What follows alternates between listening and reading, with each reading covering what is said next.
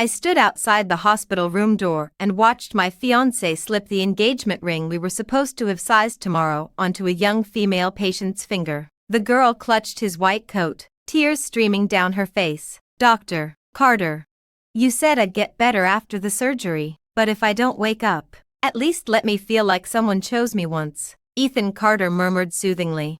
"Calm down first. I'm just lending you the ring for one night. I'll come get it myself as soon as the surgery is over tomorrow." I stood at the end of the hallway, crumpling the preoperative notes in my hand. That ring was the one we'd picked out together just last week. He'd spent ages choosing it, saying he wanted a simple design with no extra frills, one that meant commitment to just one person. And now he'd put it on another woman's hand. The hospital room door was ajar. Lena Pierce huddled by the bed, her face pale, her eyes glued to Ethan. She'd been transferred to our hospital 3 days earlier, a 24-year-old with congenital heart disease requiring urgent surgery on her chart. The night she was admitted, she'd had a complete breakdown, screaming and crying so loudly the nurses couldn't calm her down. Then Ethan had gone in, and she'd quieted immediately. I'd thought he was just experienced at comforting patients. It wasn't until tonight that I realized his methods of comfort had crossed a line. I didn't go in.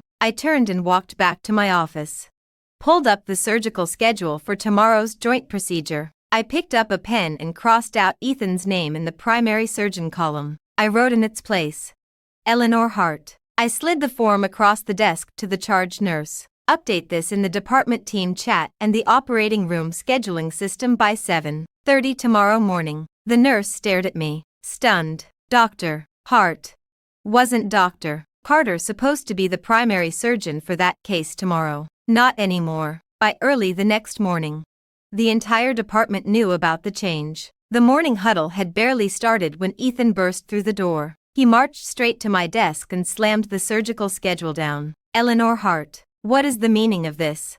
I flipped through a medical chart without looking up. "Exactly what it says. I've been following this patient's case from the beginning. What gives you the right to change surgeons like that?" I finally looked up at him. "Because I'm the Associate Director of Cardiothoracic Surgery. And because I've determined you're unfit to hold a scalpel right now." Ethan's face darkened. "This is personal revenge. You put my engagement ring on a patient's hand last night, and that wasn't personal." I looked him dead in the eye. "But when I take your scalpel away, suddenly it's revenge." The room fell dead silent. Ethan stared at me, his jaw clenched tight. "She was having an emotional breakdown last night. I was just trying to calm her down." "There are 100 ways to calm a patient down," I said evenly. "None of them involve putting your fiancé's engagement ring on their finger." "That wasn't an engagement ring. It was just a plain band." "Was it?" I smiled faintly. "Then go get it back." Ethan's face turned purple with frustration. I stood up and closed my chart. "I'm doing the surgery. You're suspended from performing surgical procedures for today, Eleanor."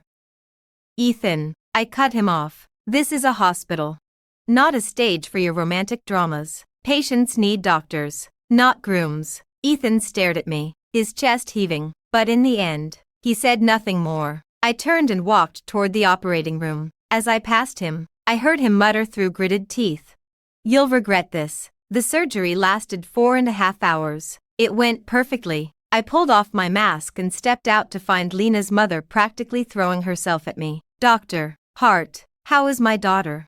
"The surgery is over. She's been taken to the ICU." The old woman burst into tears, grabbing my hand and thanking me over and over. I nodded and was about to leave when I caught sight of someone at the end of the hallway. It was Lena. She'd just been wheeled out of the ICU, her face still paper white, but she'd insisted on sitting up halfway, staring intently past me. Not at me, at Ethan. He'd appeared a few steps away. Lena raised her hand and touched the ring on her ring finger, her voice barely a whisper. "Dr. Carter, I'm waiting for you to come get it." I turned to look at Ethan. "Are you going to take it now, or should I do it for you?" Ethan pressed his lips together, clearly embarrassed by being put on the spot. Lena's eyes filled with tears instantly. "Dr. Hart, Dr. Carter was just trying to help me not be scared. Why do you have to be so hard on him? You should be thanking him for doing his job as a doctor, not mistaking him for your personal savior,"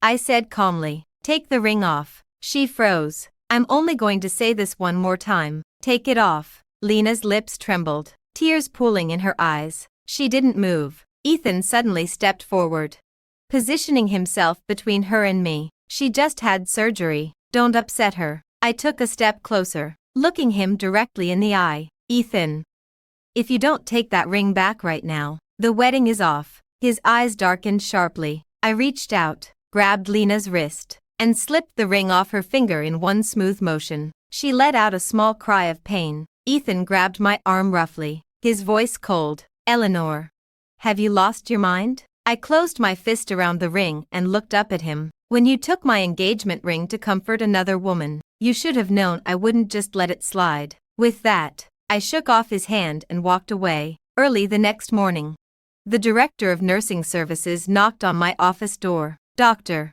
Hart, Lena had a severe emotional episode last night and kept asking for Dr. Carter. He ended up staying outside the ICU until after 4 in the morning. I paused mid-chart review. Until when? Just after 4 a.m. I nodded. The director of nursing services lowered her voice. Also, the security cameras caught Lena blowing him a kiss through the isolation window last night. And he told her to be good. I closed my chart. Pull that security footage for me. File it, I said evenly. From today forward, create a separate boundary violation log for all of Lena's visits, consultations, and progress note sign-offs. She'd barely left when Ethan walked in. He locked the door behind him and immediately started demanding, "What are you trying to do? Is this about work or about us? Don't play games with me." He stared at me. "Eleanor, you deliberately embarrassed Lena in front of everyone yesterday, and now you're having nursing keep special records on her. Is this really necessary for a patient who just had major surgery?" I looked up at him. "Who's being cruel here, me or you? I'm just trying to save lives." Saving lives requires putting your fiancé's engagement ring on a patient's hand. Ethan closed his eyes. Her father abused her growing up. Her mother is weak. She just got dumped by her boyfriend. And now she's facing major surgery. She was completely broken last night. I was just humoring her to get her through it. Then why didn't you give her your ID badge too? His face darkened. Do you have to be like this? You're the one who made it like this. I stood up and slid a printed notice across the desk to him. Ethan Carter, suspended from performing surgical procedures for 3 days, pending professional boundary assessment. He looked up at me sharply. What gives you the right to suspend me? Because this incident has already compromised patient care and team trust. You're using hospital rules against me. I'm not using them against you. You crossed the line yourself, I said calmly. Ethan, patients can be vulnerable, but doctors can't. When a patient sees you as their lifeline, your job is to guide them back to the system, not offer yourself up as a replacement. Ethan crumpled the notice in his hand. This is still personal revenge. Then consider it personal. I looked at him. He stared at me, his eyes slowly filling with coldness. After a long moment, he let out a bitter laugh. Eleanor, do you know what the worst thing about you is? I said nothing. You're always a judge. At work. In our relationship, all you care about are rules and boundaries. You stand so high up that being around you makes people feel like they're constantly failing. I suddenly laughed. So you went and found a patient who cries, who depends on you, who makes you feel like a savior. To prove that someone looks up to you. He fell silent for a second, his expression growing colder. At least she doesn't make me feel like I'm always being evaluated like a subordinate. I looked at him, suddenly very calm. The wedding is off. He froze. What did you say?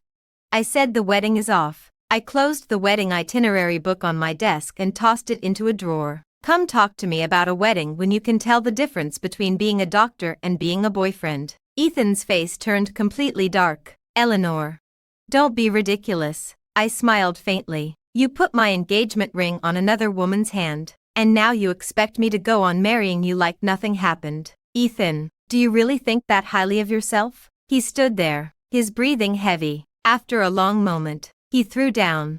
You'll regret saying that. Then he turned and slammed the door. On the 3rd day of Ethan's suspension, Lena was moved from the ICU to a regular ward. At 9 in the morning, I'd just finished rounds when the head nurse ran over, her face dark. Dr. Hart. Lena's in the doctor's office again. I walked in to find her sitting at Ethan's desk. There was an insulated lunch container and a bouquet of flowers on the table. She stood up immediately when she saw me. Dr. Hart, I brought Dr. Carter breakfast. You're a patient, not family or staff. I said. Who let you in here? She bit her lip, her eyes filling with tears instantly. Dr. Carter said I could come see him. I turned to the head nurse who'd followed me. Write that down in the boundary violation log. Lena's face turned white. I walked over and lifted the lid of the insulated lunch container. Take your things and go. From now on, if you need to see a doctor, you press the call button, talk to a nurse, and follow the proper procedures. If you come in here uninvited again, I'll have security talk to you. Tears streamed down her face. Gratitude belongs in thank you notes, I said, not in carrying breakfast and flowers and sitting at a male doctor's desk waiting for people to get the wrong idea. She froze completely. Just then, Ethan walked through the door. His face darkened immediately when he saw what was happening. Eleanor, what are you doing now? Cleaning up your mess, I said flatly. Lena immediately turned to him, crying, Dr. Carter, I didn't mean to cause trouble. I was just scared, and I wanted to see you. Ethan frowned and took 2 steps toward her. The next second, he actually reached out and took the flowers from her hand, not pushed them away, took them. The office fell silent. Lena's tears suddenly seemed to have more confidence behind them. Dr. Carter, I knew you wouldn't think I was a bother. Go back to your room, Ethan said softly. Lena nodded, casting a timid glance at me before she left. After she was gone, I looked at Ethan. This is what you call boundaries. Ethan set the flowers aside, his expression cold. She's emotionally fragile during recovery. I didn't want to upset her. So you thought it was okay to upset me instead? He hesitated. I took a step closer. Ethan, do you think just because I don't cry like her, I deserve to have my boundaries crossed over and over again? His jaw tightened sharply. Don't make this about our relationship. She's a patient. I'm doing my job as a doctor. Does your job as a doctor include giving her a private line to you so she can skip the nurses and procedures and come straight to you? Ethan was silent for 2 seconds.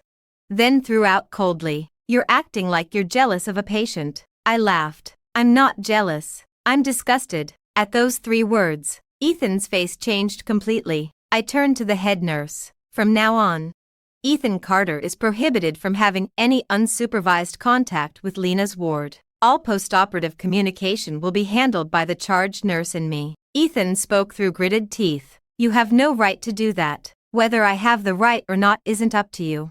I said, as long as I'm associate director, you're not going to use she needs me as an excuse to cross lines anymore. With that, I turned and walked out. At 7 that evening, I went to the Carter family estate. Ethan's mother was waiting for me in the living room. She waved me over. Eleanor, come sit down. I sat. She sighed. I heard about what happened at the hospital. Ethan was wrong to do what he did. But that girl is a patient. You're a doctor too. You should understand that when a patient sees their surgeon as their only hope, things get complicated. I looked up. So what are you saying? I'm saying you shouldn't hold it against a patient. She paused, then added, the wedding is almost here. Making a big deal out of this now will embarrass both families. I looked at her. Mrs. Carter, did you come here to apologize for Ethan, or to tell me to swallow this? Her expression faltered. Of course Ethan is wrong, I'll talk to him. But men sometimes don't think things through. You're more mature than he is. Can't you just let this go? Let what go? I asked. Let him give my engagement ring away and then expect me to smile and go try on wedding dresses. Her face changed slightly. Eleanor, don't be so harsh. The harsh thing isn't what I'm saying. It's what he did. Just then, Ethan walked through the door. He frowned as soon as he saw us. Mom, don't talk to her about this. Mrs. Carter looked from me to him, then finally sighed and stood up. After she left, Ethan stood across from me. Did you have to go running to my mother about this? She came to me. I didn't go to her. She just doesn't want the families to be embarrassed. And you? I asked. Do you think I'm the one making a big deal out of nothing? Ethan was silent. I pulled the wedding itinerary book out of my bag and set it on the coffee table. Then, right in front of him. I tore it page by page. Ethan's face changed instantly. Eleanor. I tore the last page and threw it in the trash. The wedding is cancelled. Ethan stared at the crumpled papers in the trash. Is this really necessary? Yes. Just because of a patient. It's not because of her, I said. It's because of you. He froze. I continued. If this had just been a professional mistake, I would have covered for you once, but it wasn't. You loved the way she clung to you. You loved that I was upset about it but still had to worry about the wedding and our reputations. Ethan.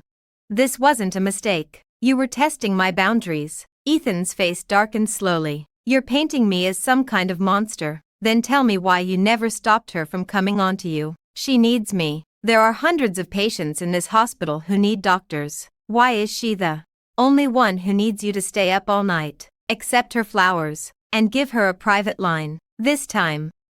Ethan didn't answer. I looked at him. Is it because I'm too much like a boss? His eyes changed sharply. After a long moment, he said quietly, you can handle anything. You're always in control. You stand there like you never make mistakes. But Lena is different. She's scared.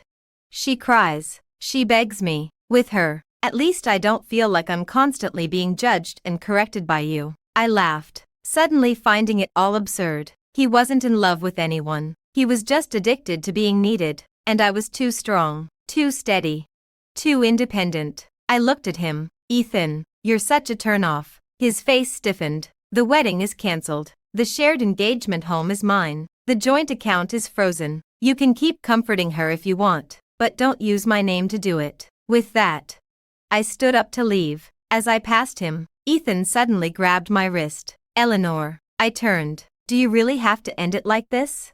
I pulled my hand away slowly. You ended it the second you put that ring on her finger. The news of the cancelled wedding spread through the hospital by the next afternoon. That evening, as I was leaving work, I found Lena waiting outside my apartment building. She was wearing an oversized hospital gown jacket, holding a box of cake. She stood up straight when she saw me. Dr. Hart, I need to talk to you. How did you find out where I live? Her eyes flickered. I asked Dr. Carter's assistant. Mia, talk about what? You've misunderstood me and Dr. Carter, she said, her eyes red. I never meant to break you up. I was just so scared. And Dr. Carter was the only one who was nice to me. I glanced at the cake in her hand. You show up at my door with cake and tell me you didn't mean to break us up. Her face turned white. What is there to explain? I said. Explain why you text him at 2 in the morning. Explain why you had to find out where his fiancé lives. Lena's lips trembled. After a second, she suddenly lifted her chin, a hint of resentment in her eyes. But Dr. Carter wanted to talk to me, didn't he? If he didn't care about me at all, why would he keep comforting me? Why would he tell me I could come see him anytime? I took a step closer. So you came here today to tell me you won? She stepped back instinctively. I just came to tell you that you're too cold, too hard. Like a rock. It's normal for Dr. Carter to get tired of you. Slap. I slapped her across the face. Lena's head snapped to the side. She stared at me in disbelief, holding her cheek. That slap is for showing up at my door and using my fiancé to humiliate me. Tears streamed down her face. I pulled out my phone and called security. There's someone harassing a property owner at the front entrance. Please remove them. Lena finally panicked. Eleanor H. Art, how dare you hit me? For being rude and entitled. Security arrived quickly. As they led her away, she screamed through her tears. Dr. Carter will stand up for me. 30 minutes later, Ethan called. He started with an accusation. You hit her. I did. Eleanor. She showed up at my door to provoke me. I'm being nice by not having security throw her out. Ethan was breathing heavily. She's still recovering from surgery. Do you have any idea what that slap could have done to her? She was well enough to take a taxi to my apartment building. How unstable can she be? I laughed. Ethan. You really do protect her well. There was silence on the other end for a few seconds. You're becoming impossible. Better impossible than someone with no boundaries. I hung up. That night, I threw the matching ring box we'd planned to use for the wedding in the trash. The day before the media open house, Lena checked out of the hospital early. The head nurse came to see me. She said Dr. Carter approved it. Did Ethan sign the official discharge papers? No. Just a verbal okay. Dr. Carter walked her down to the lobby himself. At 3 in the afternoon, I saw them outside the outpatient building. Lena was holding a bag of medication in one hand and tugging on Ethan's sleeve with the other. I watched them for a minute, then turned and went to the medical affairs office. 10 minutes later, medical affairs sent out a notice, effective immediately. Ethan Carter is no longer the responsible physician for Lena Pierce's follow-up care. At just after 5, Ethan burst into my office. You took my patient away again. She's not your patient anymore. Eleanor, what are you so afraid of? I'm afraid of letting toxic things contaminate this hospital. Who are you calling toxic? Whoever crosses the line, I said. Ethan, you're in no state to continue treating her. She's not recovering, she's making you part of her life. And you're not stopping her. Ethan stared at me, then let out a bitter laugh. So you used your position to take her away from me? Yes, you admit it. Why wouldn't I? I said. To me, you're no longer just my ex-fiancé. You're a doctor who's bringing personal feelings into patient care. His chest was heaving. You're always like this, always standing above me, judging me, correcting me. Have you ever considered that maybe Lena isn't the problem, maybe the problem is you? That I don't need you enough. I finished for him. Ethan froze. I leaned back in my chair. I'll say what you're too cowardly to say. You think I'm too strong, too much like a boss. Not enough of a woman who makes you feel needed and admired. You think Lena cries and is scared and clings to you, so she makes you feel powerful. You even want to say that this is all my fault. With every word I said, Ethan's face grew darker. I smiled. Ethan, you're pathetic. You think you found love, but you just found an addiction. You're not addicted to Lena. You're addicted to the way she looks at you like you're a god. Ethan looked up sharply. Enough. I pushed a stack of papers across the desk to him. It was the apartment property transfer and joint account settlement forms. I'm keeping the apartment. I'll pay you your half at market value. The joint account is closed effective today. Ethan stared at the papers. What does this mean? It means we're cutting all ties. You're compromised emotionally. And you're losing control professionally. Why would I stay tied to you? A flicker of shame crossed his face. Do you have to be so blunt? I stood up and walked over to him. Eleanor, I'm not the kind of woman who tears down her own boundaries just to keep a man. If you want to feel needed, go find someone else. If you want to play savior, be my guest. But don't drag me into it. Ethan was silent for a long time. Finally, he said quietly, you'll regret this. Tomorrow is the media open house. If Lena says something, do you think you'll still be able to stand there like you're better than everyone else? My eyes turned completely cold. What are you saying? He said nothing more and turned to leave. I pressed the intercom. Tell the heads of medical affairs, nursing, security, and communications to meet me in the conference room in 10 minutes. On the day of the media open house, at exactly 10 in the morning, just as the interviews started, Lena burst into the live broadcast. She was wearing a white dress, her face pale. As soon as she walked in, she started crying into the cameras. I'm here today just to ask the hospital for justice. Reporters swarmed her immediately. Lena sobbed uncontrollably. I was a patient at this hospital. Dr. Carter was the only one who stayed with me and comforted me. But Dr. Hart, because of her personal feelings, has been targeting me. She replaced Dr. Carter as my surgeon, restricted his access to me, and even hit me in public after I was discharged.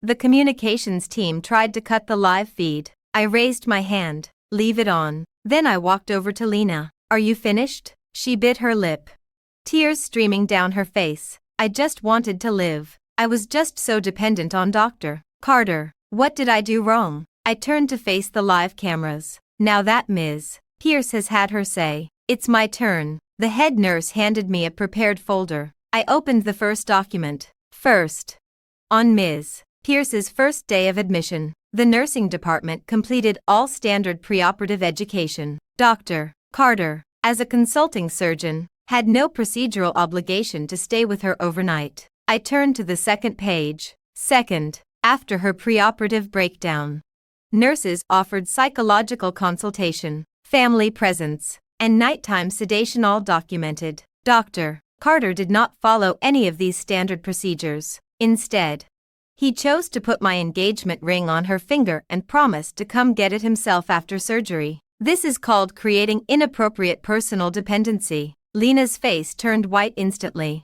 I continued flipping through the documents. Third, starting the day after surgery.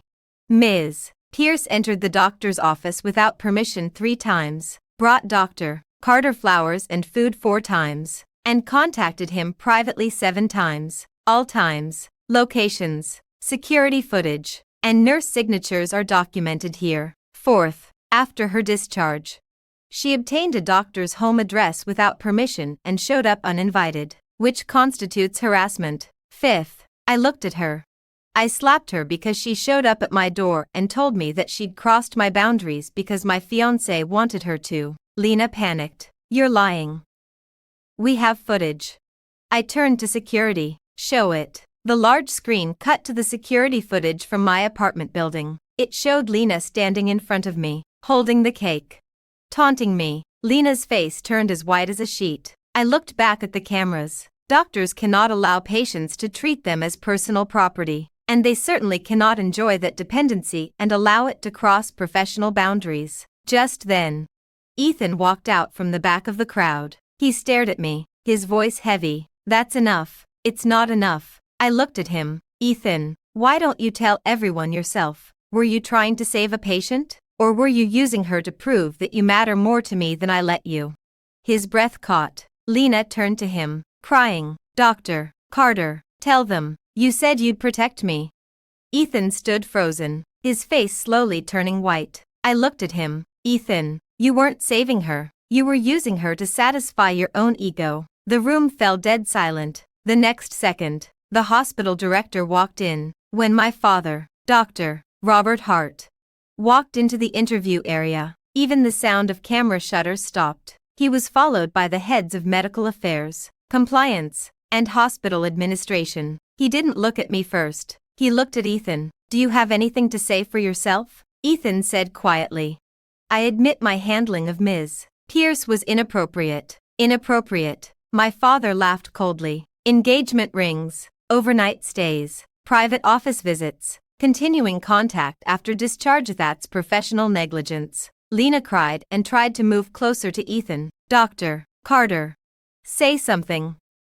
Enough. My father's voice boomed. This is a hospital, not a stage for your romantic dramas. He turned to medical affairs. Effective immediately. Ethan Carter is suspended from all clinical, surgical, and teaching duties pending an ethics investigation. Ms. Pierce's follow-up care will be transferred to the second team. Ethan's face changed completely. Director, you're lucky this didn't result in a medical error. If it had, we'd be revoking your medical license today, not just suspending you. Lena collapsed to the floor, sobbing uncontrollably. I stood there, saying nothing more. A reporter called out, Dr. Hart, will you be pursuing any personal legal action against Dr. Carter? I looked into the camera. I've already pursued personal action. The wedding is cancelled. Our relationship is over, and we're in the process of dividing our property and closing our joint accounts. With that, I turned and walked out of the interview area. Footsteps followed me. It was Ethan. He blocked my path, his voice hoarse. Are you happy now? Quite happy. Actually, you really couldn't leave me any dignity at all. Did you leave me any? A flicker of shame crossed his face. I didn't mean for things to turn out like this, but they did. I said, Ethan, the worst part about you isn't that you're too kind, or that you helped Lena. It's that you knew she was crossing lines. You knew I was upset. And you still couldn't stop, because you enjoyed it. He was silent. You loved the way she clung to you, the way she only had eyes for you. The way you felt like a hero when she cried. You don't love her. You're just addicted to it. And a doctor has no business being addicted to that. So Ethan, you got what you deserved. I turned to leave. But he stepped in front of me again. What if I said I know I was wrong now? I looked at him. You don't know you were wrong. You just know there are consequences now. If there hadn't been a live broadcast, if the director hadn't shown up, if you hadn't been suspended, would you still think you were wrong? Ethan opened his mouth but said nothing. I pushed his arm aside. The second you put that ring on her finger, You lost any right to a second chance. 3 days after Ethan's suspension, the hospital's internal investigation results were released, found to have established an inappropriate personal dependency relationship with a patient, suspended from duties pending further ethics training and evaluation. At the same time, Lena's secret alt account was exposed. It was full of rambling posts she'd made after her surgery. He touched my head today. He told me to be good. That afternoon, Ethan came to see me. He set a stack of signed papers on my desk. I signed the property transfer. The joint account is closed. I glanced at them and nodded. He stared at me for a long moment before speaking. Eleanor, I was wrong. You've said that many times. This time is different. I really understand now. I put down my pen. Understand what? I understand why I did it. It wasn't because Lena was special, or because I wanted something with her. I was just addicted to being completely needed by someone. You're so strong, so capable, that I always felt less of a man around you. I looked at him. So you're telling me your mistakes are my fault for being too strong?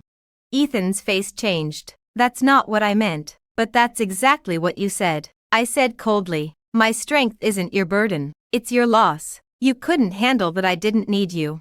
So you went and found someone who would always need you. That doesn't make you a man. That makes you a coward. His face turned white. I stood up. You didn't come here to apologize. You came here to beg for forgiveness, to beg me to take you back, to beg me to be that dignified, steady fiancé who would always cover for you. But I'm not that person anymore. I pointed to the door. Get out. He didn't move. What if I never cross a line like this again? That's something you need to learn for yourself. It's not a reason for me to give you a second chance, Eleanor. Don't call me that. You lost the right to call me that the second you put that ring on her finger. Before he left, he gave me one last look. When the door closed, I sat back down and signed the settlement papers. A month later, the hospital's new project launch was scheduled for Friday. My father asked if I wanted to present it myself. I said yes. On the day of the launch, the auditorium was packed. I walked onto the stage in a white suit, and the audience applauded. I finished my presentation and was about to step down when my assistant gestured to me from the side. I took my phone. There were 2 messages. Lena Pierce's social media account has been permanently banned for malicious defamation and inciting harassment against medical staff. Ethan Carter failed his ethics evaluation. His suspension has been extended. Lena Pierce returned to her hometown last night. I read them for 2 seconds, then put my phone away. After the presentation, my father was waiting for me backstage. He looked at me. Eleanor, I thought you were letting your personal feelings affect your work. But I see now that the one who brought personal feelings into the hospital wasn't you. I smiled faintly. Good to know. He smiled too. Come home for dinner tonight. I nodded and turned to leave. The hospital lobby was bright and spacious, filled with people coming and going. Everything was moving forward. The person you thought would walk down the aisle with you sometimes isn't even good enough to stand beside you. So you let them go. You throw away a dirty ring. You throw away a dirty person. I walked to the hospital lobby entrance, where the sunlight streamed down perfectly. My phone buzzed. It was a message from my mother. Margaret, come home early tonight. I made your favorite honey garlic ribs. I smiled at the screen. Will do. I brushed my hair back with my hand, adjusted my heels, and walked straight into the light. I'm Eleanor Hart. I can hold a scalpel and save lives, and I can also cut off toxic relationships. The rest of my journey, I'll walk it on my own.